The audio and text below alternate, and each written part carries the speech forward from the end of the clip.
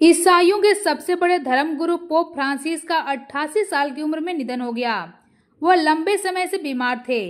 वहीं भारत आने से पहले अमेरिका के उपराष्ट्रपति जेडी वेंस ने पोप फ्रांसिस से मुलाकात की और उसके बाद वह 4 दिवसीय भारतीय दौरे पर सोमवार सुबह दिल्ली पहुंचे।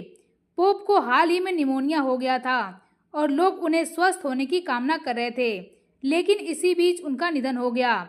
पोप फ्रांसिस इतिहास के पहले लैटिन अमेरिकी धर्मगुरु थे जिन्होंने अपनी विनम्र शैली और गरीबों के प्रति चिंता से दुनिया भर में लोकप्रियता हासिल की।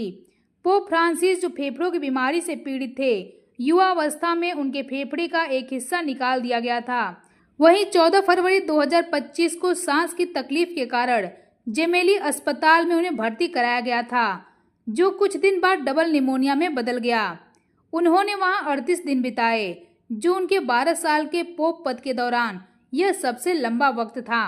पोप को ईसाई समुदाय का सबसे बड़ा धार्मिक गुरु कहा जाता है और उनके पास धार्मिक प्रशासन, राजनीतिक और सांस्कृतिक शक्तियां होती हैं। उनकी शक्तियों का दायरा काफी बड़ा होता है, लेकिन यह आधुनिक समय में कुछ सीमाओं के साथ आता है। वह पूरी दुनिया का आध्यात्मिक नेतृत्व करते हैं और कैथोलिकों के आध्यात्मिक नेता होते हैं। वह कैथोलिक चर्चों के सर्वोच्च अधिकारी और विश्वास, नैतिकता और धार्मिक शिक्षाओं के मामले में अंतिम फैसला लेने का अधिकार रखते हैं। पोप को कुछ खास परिस्थितियों में अचूक माना जाता है, यानी कि विश्वास और नैतिकता के मुद्दे पर उनकी शिक्षाएं गलत नहीं हो सकती।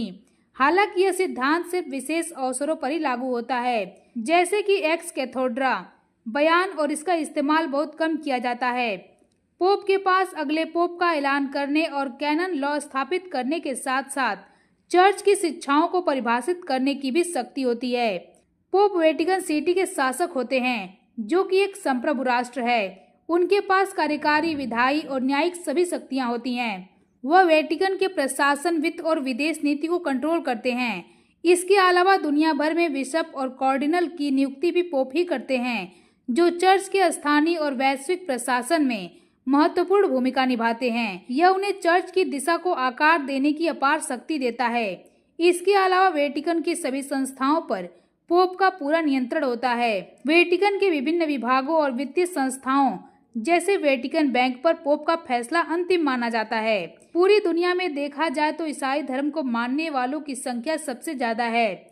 ऐसे में पोप के पास सीधे तौर पर सैन्य या आर्थिक क्षेत्र भले ही न हो, लेकिन उनकी नैतिक और आध्यात्मिक ताकत उन्हें वैश्विक मंच का सबसे प्रभावशाली नेता बनाती है। वह ग्लोबल लीडर के साथ मुलाकात करते हैं और शांति, पर्यावरण और सामाजिक न्याय जैसे मुद्दे पर भी असर डालते हैं।